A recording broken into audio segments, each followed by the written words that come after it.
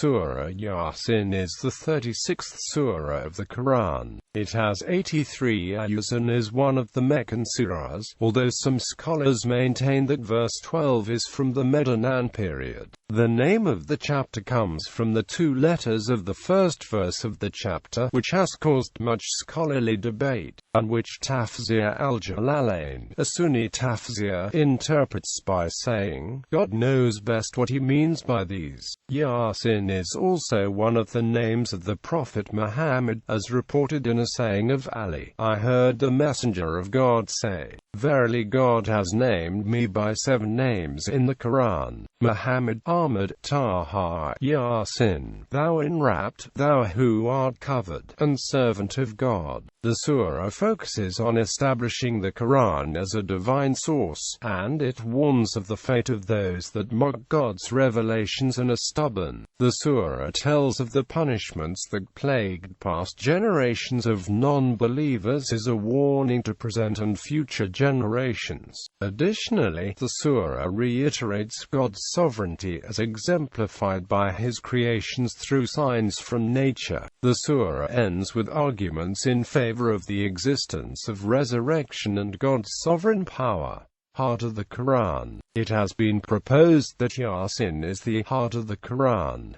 The meaning of the heart has been the basis of much scholarly discussion. The eloquence of this surah is traditionally regarded as representative of the miraculous nature of the Quran. It presents the essential themes of the Quran, such as the sovereignty of God, the unlimited power of God as exemplified by his creations, paradise, the ultimate punishment of non-believers, resurrection, the struggle of believers against polytheists and non-believers, and the reassurance that the believers are on the right path, among others. Yāsin presents the message of the Quran in an efficient and powerful manner, with its quick and rhythmic verses, sections and themes. There are 3 main themes of Yāsin: Tawhid, the oneness of God; Risala, that Muhammad is a messenger sent by God to guide his creations through divine revelation; and the reality of Akhirah, the last judgment. 36 to 70. This is a revelation, an illuminating Quran to warn anyone who is truly alive, so that God's verdict may be passed against the disbelievers. Quote, the surah repeatedly warns of the consequences of not believing in the legitimacy of the revelation of Muhammad, and encourages believers to remain steadfast and resist the mockery, oppression, and ridicule they receive from polytheists and non-believers. The arguments arise in 3 forms: a historical parable, a reflection on the order in the universe, and lastly a discussion of resurrection and human accountability.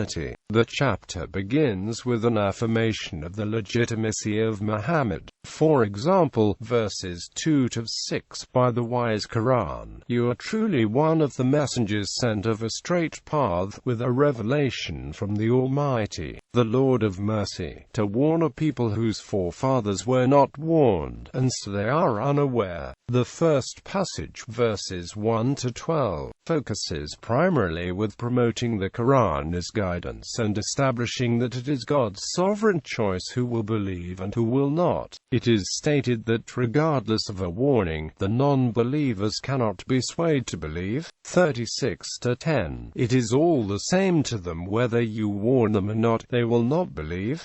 Sūrah Yāঃ-Sīn then proceeds to tell the tale of the messengers that were sent to warn non-believers, but who were rejected. Although the messengers proclaimed to be legitimate, they were accused of being ordinary men by the non-believers. 36 to 15-17. They said, truly, we are messengers to you, but they answered, you are only men like ourselves. The Lord of mercy has sent nothing, you are just lying. Upon his death, the 3rd messenger entered paradise, and lamented the fate of the non-believers. 36 to 26. He was told, enter the garden, so he said, if only my people knew how my Lord has forgiven me and set me among the highly honored. Quote, This surah is meant to warn the non-believers of the consequences of the denial, but verse 36 to 30 implies that regardless, the non-believers will not see.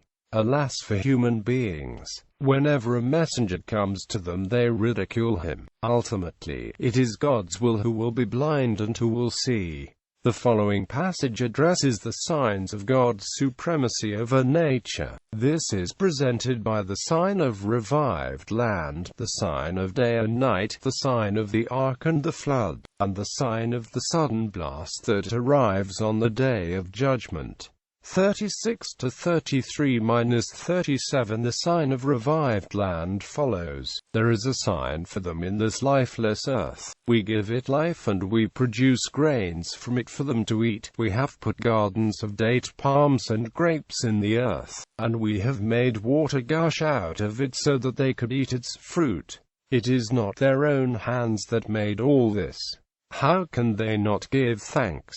Glory be to him who created all the pairs of things that the earth produces, as well as themselves and other things they do not know about. The disbelievers do not recognize God's power in the natural world, although he is the one creator. The surah further addresses what will happen to those who reject the right path presented by Muhammad and refuse to believe in God. On the last day, the day of reckoning, the non-believers will be held accountable for their actions and will be punished accordingly. God warned the non-believers of Satan, and yet Satan led them astray. 36 to 60-63 Children of Adam, did I not command you not to serve Satan, for he was your sworn enemy, but to serve me? This is the straight path. He has led great numbers of you astray. Did you not use your reason?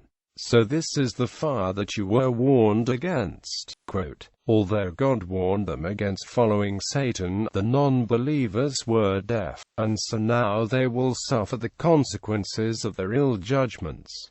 36 to 63 So this is the fire that you were warned against. Enter it today, because you went on ignoring. The surah proceeds to address the clear nature of the revelation and assure that Muhammad is a legitimate prophet. 36 to 69 states, we have not taught the prophet poetry, nor could he ever have been a poet. Yāʿ-Sīn concludes by reaffirming God's sovereignty and absolute power.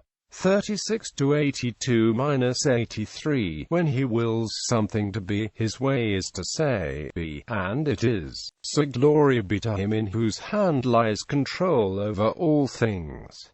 It is to him that you will all be brought back. It is to God, the one creator who holds everything in his hands, that everything returns. The closing passage is absolute and powerful and carries an essential message of the Qur'an.